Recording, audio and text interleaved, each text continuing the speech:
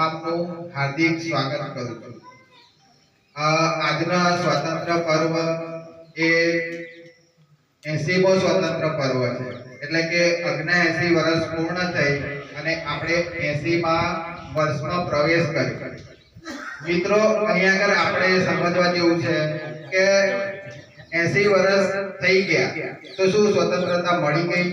તો સ્વતંત્રતા તો આપણને 80 વર્ષ પહેલા જ મળી ગઈ, પણ હવે જે સ્વતંત્રતા આપણે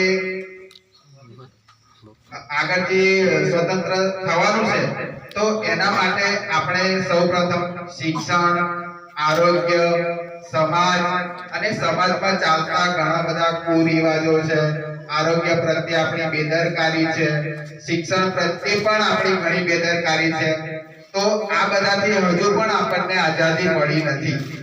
તો એના માટે વિદ્યાર્થીઓ તો છે જ, પરંતુ વાલીઓએ પણ ઘણું જાગૃત થવું પડે। શિક્ષણની વાત કરીએ તો અત્યારે 21મી સદીમાં ભારત ટેકનોલોજીમાં ઘણું આગળ વધી રહ્યું છે। અત્યારે AI નો જમાનો આવી ગયો છે। જે અહીંથી ભણીને ગયા હશે, મોબાઈલનો ઉપયોગ કરતા હશે અને વિડીયો ઘણા જોતા હશે, એમાં એમણે ઘણું બધું જોયું હશે કે AI થી ઘણું બધું આપણે જાતે ક્રિએટ કરી શકીએ અને નોકરી મળવી એ જ મહત્વનું નથી। અત્યારે વિજ્ઞાન એટલું આગળ વધી ગયું છે કે ટેકનોલોજીના મદદથી પણ આપણે અત્યારે કમાણી કરી શકીએ છીએ। યુટ્યુબમાં ચેનલ બનાવીને, ઇન્સ્ટાગ્રામમાં ચેનલ બનાવીને પણ એમાં સારા વિડીયો, અભ્યાસના, એજ્યુકેશનને લગતા જો વિડીયો એવું બનાવી અને આપણે મૂકીએ તો એમાં વ્યૂના આધારે પણ કમાણી કરી શકીએ। એટલે ફક્ત શિક્ષણ, ઘણા એવું વિચારે કે શિક્ષણ લઈ લીધું, 12 સુધી ભણ્યા, કોલેજ કર્યા, પણ આગળ નોકરી ના મળી તો નોકરી નથી મળતી એવું નથી। નોકરી તો મળે, પણ થોડી આપણી પણ ધગસ હોવી જોઈએ। ઇન્ટરનેટનો જમાનો છે, મોબાઈલનો જમાનો છે, પણ નોકરી મેળવવી હોય તો આપણે 6 મહિના માટે અંધારામાં જતું રહેવું પડે।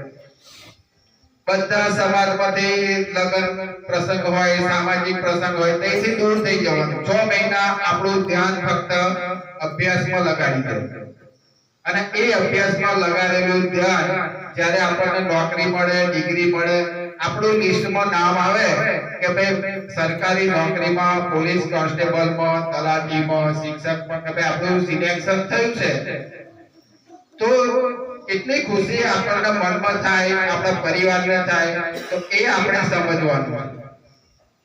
જયેશે ઘણી સરસ વાત કરી કે ભૂતકાળમાં જ્યારે દેશ આઝાદ નતો થયો એ સમયે આપણા જે સ્વાતંત્ર્ય સેનાનીઓ છે એમણે ઘણું બલિદાન આપ્યું। ધીમે ધીમે આજે આપણે એમનું બલિદાન ભૂલી રહ્યા છીએ। તો એ બલિદાન એમણે જ્યારે આપ્યું, જો એ આજના સમાજમાં કે આજના સમયમાં જો જીવતા હોત તો એવા વિચારતા કે આ સમાજ કઈ બાજુ જઈ રહ્યો છે।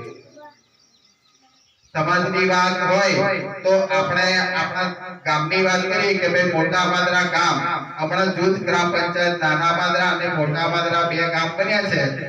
તો આપણે જ્યારે સમાજની કે ગામની વાત આવે તો શિક્ષણ મહત્વનું છે, એ જ રીતે વાત કરીએ તો સમાજ પણ મહત્વનો છે અને સમાજની દ્રષ્ટિએ જોવા જઈએ તો ગામમાં રાજકારણ પણ છે। તો જ્યારે ગામની વાત આવે ત્યારે કોઈ પણ પક્ષ હોય, બધા પક્ષે એક થઈ અને ગામની વિકાસ થાય, શાળાનો વિકાસ થાય, ગામમાં આરોગ્યનું, શિક્ષણનું અને રોડ રસ્તાનું આ બધું જે ધ્યાન રાખવાનું છે એ ગામની એકતા દેખાય છે। ઘણા ગામમાં આપણે ઘણા વિડીયો જોઈએ છે કે ગામમાં એકતા હોય તો સામે ગમે તે સરકાર હોય, ગમે તે વ્યક્તિ હોય કે ગમે તે કલેક્ટર હોય, એને ઝૂકવું પડે।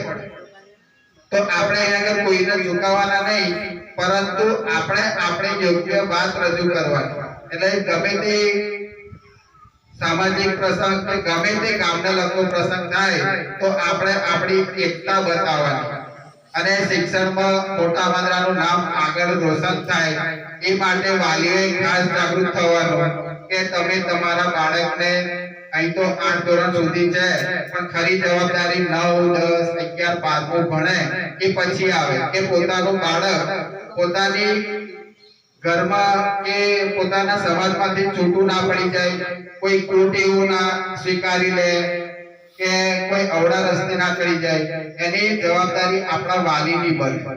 આપણે આપણા બાળક પર પૂરતું ધ્યાન આપવાનું, કેમ કે એક વખત અવળા રસ્તે ચડી જાય તો પછી બાળક પોતાનું ઘર, ગામ દરેકનું નામ ખરાબ થઈ શકે.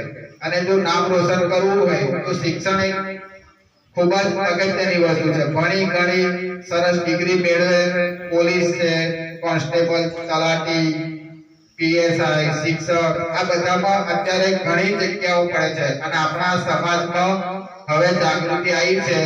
તો મારી દરેકને વિનંતી કે પોતાના બાળકને વ્યવસ્થિત ભણાવે, ભણી ગણી અને આગળ વધી ગામનું નામ રોશન કરે.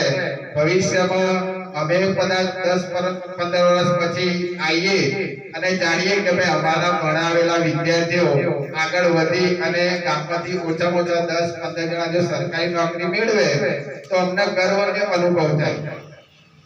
અમે અહીંયા આગળ આવ્યા તે પહેલા શિક્ષણ અમે જોયું કે ઘણું આગળ ઓછું હતું, બાળકો આગળ ભણવા નતા જતા, વાલીઓમાં જાગૃતિ નથી. અમે અહીંયા આગળ સતત 100% પ્રયત્નો કરી અને દરેક વાલીને સમજાયા છે. અમે શરૂઆતમાં 15મી ઓગસ્ટ, 26મી જાન્યુઆરીના તહેવારો ઉજવણી કરી તો એ સમયે અમે ઘણા બધા વાલીઓને આમંત્રણ આપતા, પણ આવવામાં સંકોચ અનુભવતા. અહીંયા આગળ સંકોચ અનુભવવાની જરૂર નથી. અહીંયા આગળ તમે આવો, પ્રસંગના અનુરૂપ જુઓ તો કંઈક જાણવા મળે કે કઈ રીતે આગળ પ્રસંગ થાય છે. ઘરે બેસી રહીએ તો કઈ મળવાનું નથી. એટલે તમામ વાલીને આજના આ શુભ પ્રસંગે ઘણા સમયે હાજર થયા છે તો દરેકને નમ્ર વિનંતી કે વ્યવસ્થિત બાળકને ભણાવે, ગણાવે અને નિયમિત શાળાએ મોકલે, જેથી તમારું બાળક આવતીકાલનું ભવિષ્ય છે અને તમારું જ ઘર આગળ ભણી ગણીને વ્યવસ્થિત શિક્ષિત હશે તો સમાજમાં અલગ કરી આવશે. તો આ અલગ આપણે શિક્ષણથી થવાનું છે. એટલે દરેક વાલીને મારી વિનંતી કે તમામ બાળકોને વ્યવસ્થિત નિશાળ મોકલે અને શિક્ષણનું મહત્વ બાળકને સમજાવે, પોતે પણ સમજે અને સમાજને પણ સમજાવે. આટલી વાત કહી હું મારી વાણીને વિરામ આપું છું. જય હિન્દ, જય ભારત.